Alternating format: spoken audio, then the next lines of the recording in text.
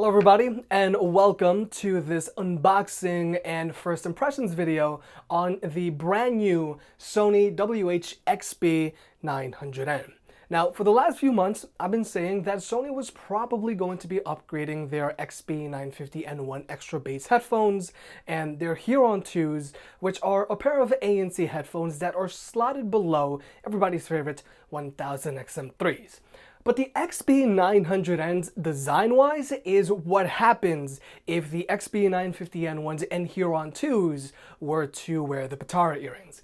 And personally, I absolutely love how these new headphones look. Sony has gotten rid of their super bulky industrial design and has instead gone with this new minimalist design similar to what we first saw on the 1000XM3s.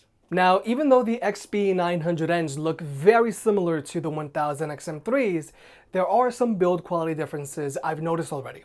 Now, first off, the plastic on the XB900Ns is textured instead of all smooth like on the 1000XM3s, and unlike the 1000XM3s, whose ear cups have soft touch material on them, the ear cups on the XB900Ns is all plastic as well.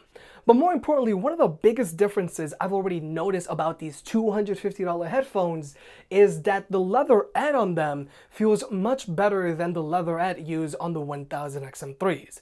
Now, like I mentioned in my 1000XM4 video a few months ago, one of my biggest complaints about the M3s is that the leatherette on them feels very plasticky, even after almost a year of heavy usage. So right now, I can't help but notice that the leatherette on these $250 headphones feels slightly better than the leatherette on the $350 1000XM3s, and that's not a bad thing at all.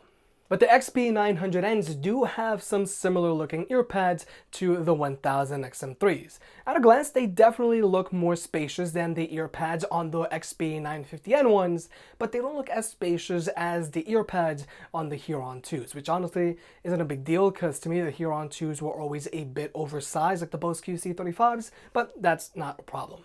So I'm actually going to put these headphones on for the first time right now, because who knows, maybe these headphones are more comfortable than the 1000XM3s. Maybe Sony has reworked their ear pads, and maybe we can see these reworked ear pads on the 1000XM4s if they do come out in August. So anyway, here we go. First time on. These are more spacious than the 1000XM3s. These are way more, okay, hold on. These are way more spacious than the 1000XM3s. They have the same, not too tight clamping force. These ear cups are way more spacious than the 1000XM3s. That's awesome. If we can get these ear pads on the 1000XM4s, it's a wrap. Oh man, another thing. One of the biggest problems about the XB950N ones and the H.ear 2s is that these things are huge. You can actually see both of these headphones in your peripheral vision. I would see them right there, okay? But nope, I can't see these. This is great. This is just as low profile. And the headband's low profile. The fit here, Sony knocked it out the park with these guys. I like it. Okay, but just so that you guys can see exactly what I'm talking about, here are the XB900Ns. We're going to switch over to the XB950N ones. All right. Boom. You see, these things are huge. All of this, I can see this right here. All right. And now we're going to switch over to the H.ear 2s. Again, these are another pair of very big headphones. And just like the XB950N ones, you can literally see this right here in your peripheral vision. But if we go over to the brand new XB900Ns, boom, way more low profile. The headband's more low profile too, but the ear cups, the ear pads, they're more spacious than the 1000XM3s. I can't stress this enough. If Sony manages to use these types of ear pads on the 1000XM4s, if they come out in August, it's a wrap.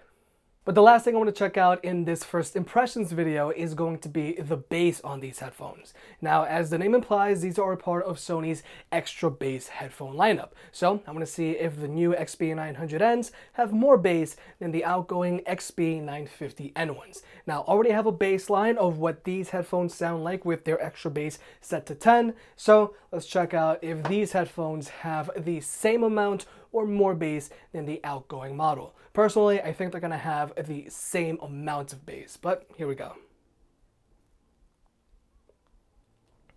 Gonna bump up the volume. Hold on. Oop, don't move that.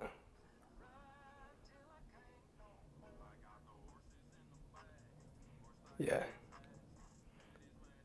Yeah, you see they're maxed out at 10. And I even raised the bass up a little bit on these.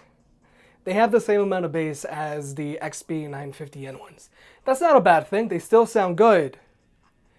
But if you're expecting more bass than the XB950N ones, they have the same. But I think we're going to leave it at there because it is honestly 100 plus degrees in here plus lights. But this has been a first impressions video on the brand new Sony XB900Ns. I think what Sony has done here is that they've merged their XB950N ones and their H.ear, and now we've got this. Personally, I think it's going to be highly unlikely that we're going to see an official replacement to the H.ear because honestly, to me, it doesn't make any sense when we've got these. But like I said, this has been a first impressions video on the XB900Ns, and honestly, these guys have made a very, very good first impression on me.